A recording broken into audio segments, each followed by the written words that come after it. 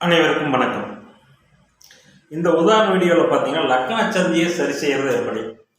பொதுவாக பார்த்தீங்கன்னா லக்கண சந்தியில் அமரும் போது அது எந்த லக்கணத்தை எடுத்துக்கொள்வது என்பது சற்று சிரமமான விஷயம். ஏனென்றால் லக்கணம் மாறும்போது பலன்களே அடிப்படையிலே முற்றிலும் மாறும். இந்த அடிப்படையில் லக்கண சந்தியில் பிறந்த ஒரு ஜாதகருக்கு லக்கணத்தை எவ்வாறு சரி செய்து பலன் கூறுவது என்பதை ஒரு உதாரண வீடியோவில் பார்க்கலாம். பொதுவாகவே லக்கணம் சந்தியில் விழும்போதே முந்தைய காலங்களில் அவருக்கு நடந்த சம்பவங்கள், அவருடைய குணநலங்கள் இவற்றை எல்லாம் ஆராய்ந்து நடக்கும் தசாபுத்திகளில் என்னென்ன பலன்கள் எப்படி தசாபுத்திகள் சென்ற கடந்த தசாபுத்திகளுக்கு எப்படியாக அமைந்தது என்பதை ஆராயும் போது அவருக்கு துல்லியமாக லக்கணம் என்ன லக்கணம் என்பதை உறுதி செய்து கொள்கிறார். மேலும் ஜாதகருடைய குணம் என்பது லக்கணத்தை கண்டிப்பாக பிரதிபலிக்கும்.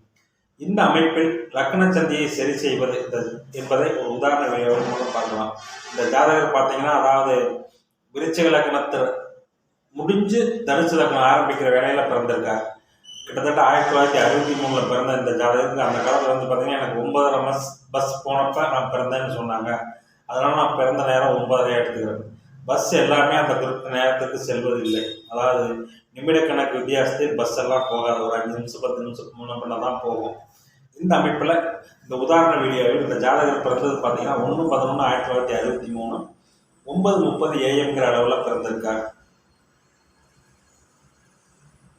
இந்த ஜாதகர் பிறந்தது பார்த்தீங்கன்னா, அதாவது மேச ராசி, தனுசு லக்னம், அஸ்வினி நட்சத்திரத்தில் இந்த ஜாதகர் பிறந்திருக்கார். லக்கணத்தில் கேது, 2ஆம் வீட்டில் சனி, 4ஆம் வீட்டில் குரு, 5ஆம் வீட்டில் சந்திரன், 7ஆம் வீட்டில் ராகு, 11 சூரியன் புதன், 12 செவ்வாய் சுக்கிரன்.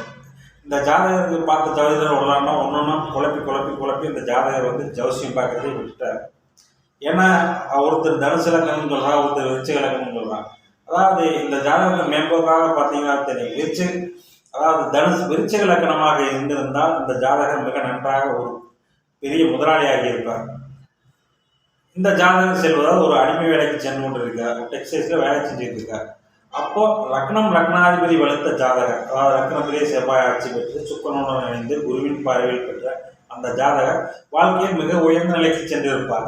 அவ்வாறு இல்லை, ஜாதகர் சாதாரண நிலையில் தான் இருக்கிறார். இன்னும் சரியான வீடு வாசல் அமையவில்லை, பெரிய பொருளாதார மேம்பாடு ஒன்று சொல்வதற்கு இல்லை. மேலும் இந்த ஜாதகருக்கு திருமண விஷயங்கள் தாமதமாக இருந்தது.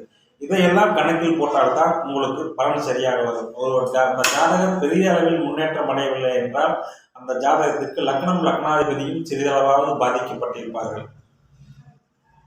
குறிப்பாக சொல்ல போனீங்கன்னா, விருச்சிக லக்னமாக இருந்த இவங்களுக்கு சுக்கிர திசையிலேயே மிகப்பெரிய யோக பலன்கள் நடந்திருக்கும்.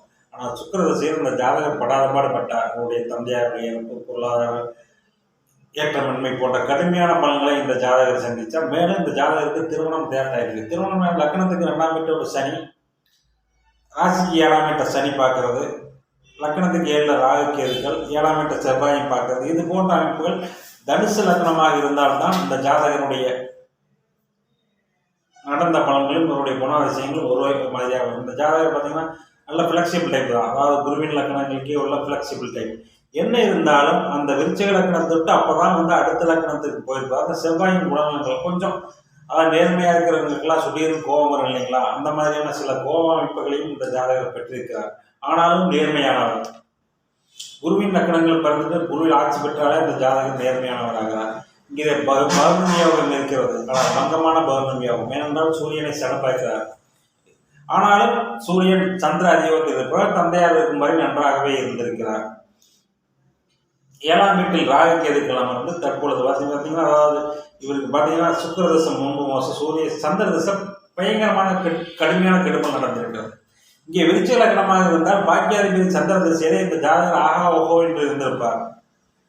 ஏனென்றால் பௌர்ணமி சந்திரன் 6ஆம் இடத்தில் அமர்ந்தாலும் அவர் சந்திர அதியோகத்தில் இருப்பதால், பௌர்ணமி சந்திரதாக இருப்பதால் அதாவது அடுத்தவருடைய தனம், வாடகை வருமானம் போன்றவற்றை அனுபவித்து நன்றாக இருந்திருப்பார்.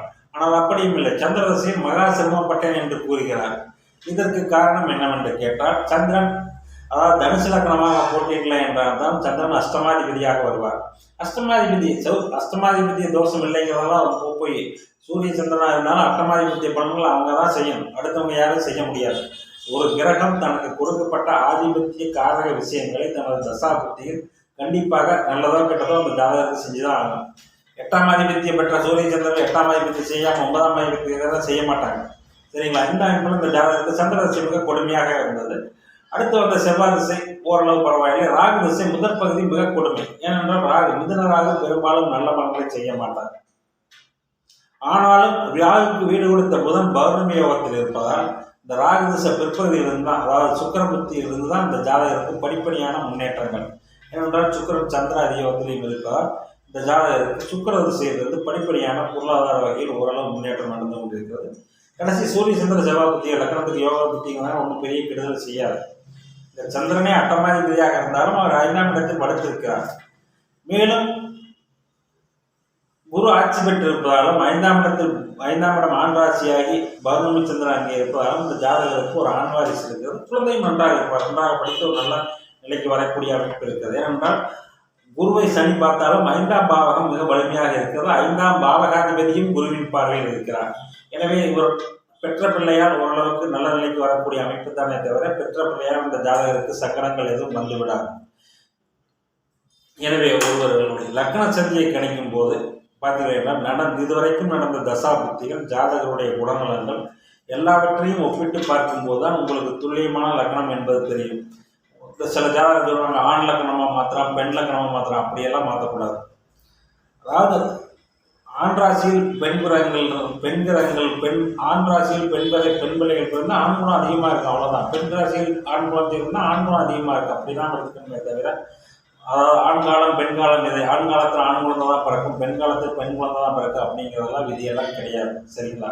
எனவே இந்த ஜாதகத்துக்கு மேலும் இந்த தனுசு லக்னத்தில் பிறந்ததான் லக்னத்துக்கு வந்து ஜாதகத்துக்கு ஆன்மீக நம்பிக்கைகள் சிறிதளவு இருக்கும். சொல்கிறாங்க ஆமாங்க எனக்கு கொஞ்சம் ஆன்மீக நம்பிக்கைகள் இருக்கிறது என்று சொல்கிறார். எனவே இதையெல்லாம் வைத்து பார்க்கும்போது இந்த ஜாதகர் தனுசு லக்னத்தில் பிறந்திருக்கிறார். அதாவது இன்னும் சொல்லப்போனால் ஒரு துல்லியமாக சொல்லப்போனால் 4 நிமிடம் கழித்து 3:34 நிமிடத்துக்கு தனுசு லக்னத்தில் இந்த ஜாதகர் பிறந்திருக்கிறார். அடுத்து வருகின்ற குரு திசையும், அதாவது சனியின் பார்வை பெற்றாலும் அங்கே கேந்திராதிபதி தோஷத்தை குரு இழக்கிறார். தனித்து 4 இருந்து 4ஆம் இடத்தை அடுத்த அத்தனை பலன்களும் அந்த ஜாதகம் கிடைக்காது.